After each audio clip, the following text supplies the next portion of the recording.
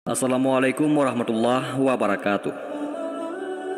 Muslim yang kuat menjadi suatu nilai tersendiri dalam agama ini, di mana dengan keahlian dan kekuatan yang dia miliki, dia dapat menjaga dan melindungi agama ini atas kehendak Allah. Namun, pernahkah kita mendengar tentang sejarah sahabat Nabi yang dijuluki satu orang berbanding 1000 pasukan? Seorang sahabat yang bila mendengar namanya saja membuat gemetar lawannya. Sang kesatria itu bernama Qa'qa' bin Amir At-Tamimi. Mendengar namanya, para penyamun dari suku-suku Badui di kawasan Jazirah Arab langsung tunggang langgang melarikan diri. Hingga demikian, tak satu pun dapat lolos dari kejarannya. Al-Qa'qa' ini memang dikenal di kalangan kaumnya sebagai kesatria yang hebat. Keahliannya dalam memainkan pedang dan seni perang, serta keahliannya berkuda, tak ada yang meragukan kemampuannya ini. Inilah keahlian yang menjadi kebanggaan setiap pria di Jazirah Arab. Keahliannya lah yang mengantarkan dirinya menempati posisi terhormat di kalangan kaumnya dan suku-suku lain. Pada tahun 9 Hijriah, di suasana yang tenang ini, suku-suku Arab terus berbondong-bondong mendatangi Rasulullah di Madinah. Berbaiat menyatakan sumpah setia memeluk Islam, termasuk suku Tamim. Al-Qa'qa' bin Amir yang memang seorang kesatria dan ahli dalam bidang syair di kalangan suku Tamim, seperti mendapatkan pengalaman baru saat melihat fenomena yang langka ini. Bahkan tak pernah terjadi yang menyejukkan jiwanya di Masjid Nabawi. Lantunan ayat-ayat Al-Quran membuatnya tertegun. Inilah awal pengalaman spiritual dari seorang kesatria yang hebat, yaitu Al-Qa'qa' bin Amir. Maka saat ia bersama rombongan suku Tamim bertatap muka dengan Rasulullah, jiwanya bergetar.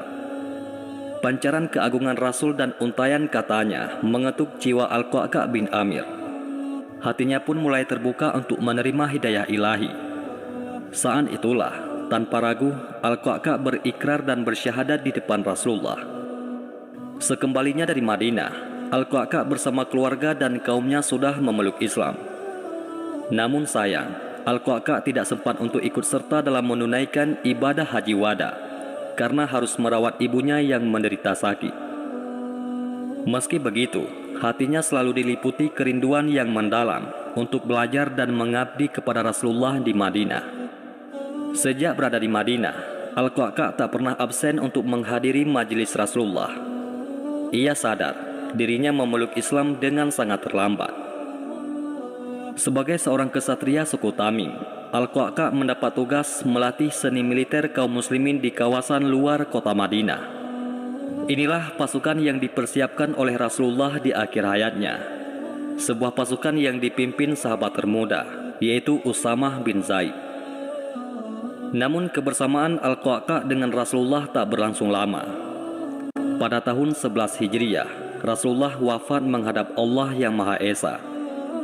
Dan inilah yang membuat dirinya larut dalam kesedihan bersama sahabat-sahabat Rasulullah yang lain. Di masa pemerintahan Abu Bakar As-Siddiq radhiyallahu anhu yang menjadi khalifah pertama dalam Islam ini, Al-Qa'qa' tampil cemerlang di berbagai medan jihad. Hingga akhirnya Al-Qa'qa' bin Amir menjadi satu-satunya orang yang dikirim oleh Khalifah Abu Bakar sebagai bala bantuan kepada Khalid bin Walid yang tengah menghadapi kesulitan. Karena sebagian besar pasukannya memilih untuk beristirahat daripada berperang melawan Persia. Disinilah ketangkasan Al-Qa'qa' bin Amir benar-benar teruji, seperti yang dikatakan oleh Khalifah Abu Bakar. Seorang Qa'qa' berbanding dengan 1000 pasukan. Kaum muslimin pun meraih kemenangan gemilang dan berhasil menguasai kawasan Hira, yaitu di wilayah Irak. Nama Al-Qa'qa' semakin menjadi perbincangan di kalangan kaum muslimin setelah dirinya membuat gentar pasukan Romawi dalam perang Yarmuk di Syam. Bersama Ikrimah bin Abu Jahal, Al-Qa'qa' berhasil membakar semangat kaum muslimin dalam menghadapi pasukan Romawi. Hingga akhirnya mereka meraih kemenangan. Kemenangan yang tercatat dalam sejarah Islam sebagai tonggak yang membuka gerbang bagi penaklukan-penaklukan muslimin di luar Jazirah Arab. Pada tahun 13 Hijriah, di suasana yang mengharukan ini, Khalifah Abu Bakar wafat menghadap Allah yang Maha Esa. Selanjutnya, kekhalifahan pun beralih ke tangan sahabat mulia, yaitu Umar bin Al-Khattab yang menjadi khalifah kedua dalam Islam. Sayyidina Umar pun mengirim bala bantuan untuk pasukan Sa'ad bin Abi Waqqas untuk menaklukkan kota Madain, tempat singgasana Raja Persia ini, dan sekaligus menjadi ibu kota Persia. Sayyidina Umar mengirim Al-Qa'qa' yang tengah berada di Syam, yang sedang berperang melawan pasukan Romawi, agar bergerak ke Irak menyusul pasukan yang dipimpin oleh Sa'ad bin Abi Waqqas. Qadisiyah merupakan kawasan yang menjadi gerbang menuju benteng Jaulala, yang merupakan benteng kota Madain, ibu kota Persia. Di Qadisiyah ini, kaum muslimin terlibat pertempuran yang sangat dahsyat melawan pasukan Persia. Al-Qa'qa' bin Amir yang baru tiba di medan Qadisiyah ini langsung menggebrak hingga membuat nyali Persia menjadi ciut. Sa'ad bin Abi Waqqas yang tengah menderita sakit dan hanya bisa mengatur pertempuran di sebuah tenda besar, segera memberi perintah kepada Al-Qa'qa' bin Amir dan saudaranya, yaitu Hashim, untuk menangani Gajah Putih yang selalu membuat kekacauan di barisan kaum muslimin.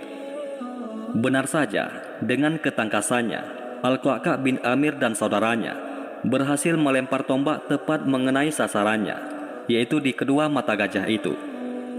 Inilah yang mengawali kemenangan kaum muslimin dalam perang yang menentukan atas kemenangan melawan pasukan Persia. Al-Qa'qa' kemudian bergerak ke benteng Jaulala yang merupakan gerbang Madain. Di medan Jaulala ini, Al-Qa'qa' bin Amir kembali memperlihatkan taringnya sebagai ahli perang. Dia dan pasukannya dari suku Tamim kembali menobrak musuh hingga membuat Persia terkesima dengan kehebatannya. Akhirnya dengan jatuhnya benteng Jaulala ini, secara praktis membuat kaum muslimin dengan mudah menaklukkan kota Istana Putih ini, yang merupakan tempat singgasana Raja Persia. Dengan begitu, secara otomatis negeri yang kaya raya ini jatuh ke tangan kaum muslimin. Al-Qa'qa' bin Amir memang kesatria tanpa tanding. Namun, berkat kecerdasan dan ketulusannya terhadap agama, membuat dirinya semakin mantap dan sempurna. Itulah mengapa Khalifah Utsman bin Affan mengangkatnya sebagai seorang gubernur di Armenia. Ketegasannya sebagai pemimpin menjadi modal utamanya untuk berlaku adil dalam menghadapi berbagai masalah yang terjadi di masyarakatnya. Sejak wafatnya Khalifah Utsman bin Affan, Al-Qa'qa' bin Amir tetap setia mengabdi kepada khalifah yang dibaiat kaum muslimin. Itulah mengapa ia begitu setia menjadi pendamping Ali bin Abu Thalib dan terus mengawal kekhalifahan yang sah yang dibaiat kaum muslimin. Al-Qa'qa' bin Amir adalah orang yang sangat rajin untuk mengasah kemampuan dirinya, sehingga dia menjadi orang yang hebat di lapangan. Mungkin Al-Qa'qa' bin Amir tidak dikenal sebagai ahli ilmu dan ahli Al-Quran, tetapi Al-Qa'qa' benar-benar hadir sebagai orang yang mempunyai keistimewaan, di mana orang lain susah mencari keistimewaan itu. Hal itu harus kita miliki, karena kita mungkin tidak menguasai banyak hal, tetapi kuasailah satu hal saja yang menurut kita mampu melakukannya, yang dengan itu kelak kita akan dengan mudah menjawab pertanyaan Allah saat kita hadir di hadapannya, bahwa kita adalah orang yang bermanfaat bagi orang lain.